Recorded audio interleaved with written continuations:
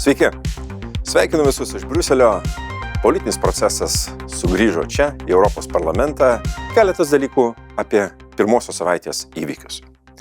Štai, Liepos pabaigoje ES ir Jungtinės Amerikos valstijos pasiekė susitarimą dėl prekybos.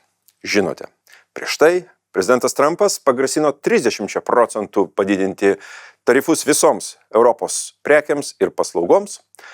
Galutinis susitarimas reiškia 15. Bet 15, aš pasakyčiau taip, 15-0. Tiek pralošė ES dėrybose su Jungtinėm Amerikos valstijom, kadangi 15% tarifai bus taikomi ES prekiams ir paslaugoms, 0 tarifų Jungtinių Amerikos valstijų prekiams patenkančioms į ES rinką.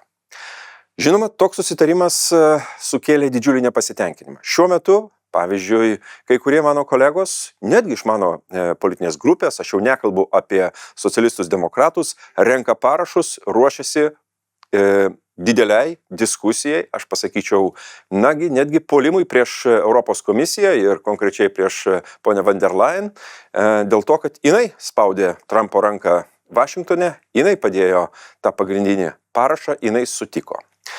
Galima sutikti, kad dėrybų rezultatas yra nevienareikšmis. Jis yra ES nenaudai. Komisija aiškina, kad rizika buvo turėti arba 30 arba daugiau procentų tarifą, jeigu nebūtų sutarta ties 15. 15, tiesą sakant, yra netgi daugiau negu taikoma Jungtinėje karalystėje, ten yra 10%. Taip? Ar tai yra susitarimas? Tai yra tik tai daugiau toks, sakyčiau, geros valios arba sutarimas tuo momentu, niekas nepasirašyta, nėra galutinio įpareigojančio dokumento, o mes žinome, ką reiškia dėrėti su Trumpo administracija. Ryte taip, vakare kitaip.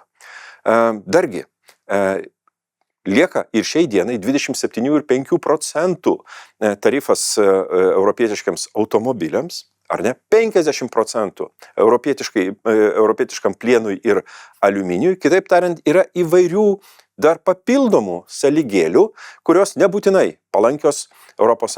Ypatingai 3 valstybės – Vokietija, Italija ir Airija – pajus štai šios tarifinius karus ir susitarimus. Tai yra tos valstybės, kur daugiausiai galbūt eksportuoja į Jungtinės Amerikos valstijas. Taip, Jungtinės Amerikos valstijos yra pirmoji ES prekybos partnerė, 21%, tiek mes prekiaujame. Žinoma, diskusija bus labai aštri.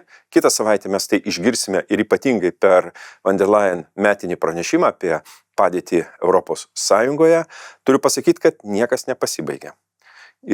Abi pusės, tos, kurios kvestionuoja ir tos, ta, kuri ginasi, tai yra Europos komisija, lieka savo pozicijose, matysime tęsinį. Štai ketvirtadienį Paryžiuje turi vykti tų valstybių, kurios pasiruošusios padėti daugiau Ukrainai, ta vadinamoji norinčių, galinčių koalicija. Susitikimas su prezidentu Zelenskiu, ruošiantis galimiems taikos susitarimams ir žinoma, svarstant tas svarbiausias saugumo garantijas. Ukrainos pusė yra tikrai apsisprendusi nei pasiduoti, nei būti leidžiama apgaunama, kaip įvyko 94 metais su Budapešto tuščių popierinių variantų. Jie nori tikrų, realių, efektyvių saugumo garantijų. Pavyks susitarti? Matyt vargu, girdime labai prieštaringus signalus iš Vokietijos, kad jokių karių, jokių ten ypatingų dislokavimų ir panašiai. Neįsivaizduoju, kaip be to galima garantuoti saugumą Ukrainoje, bet būkime kantrus, stebėkime, procesas vyks. Šią savaitę saugumo, gynybos ir transporto komitetai svarstė mano ir mano kolegos Roberto Zylės pranešimą dėl karinio mobilumo.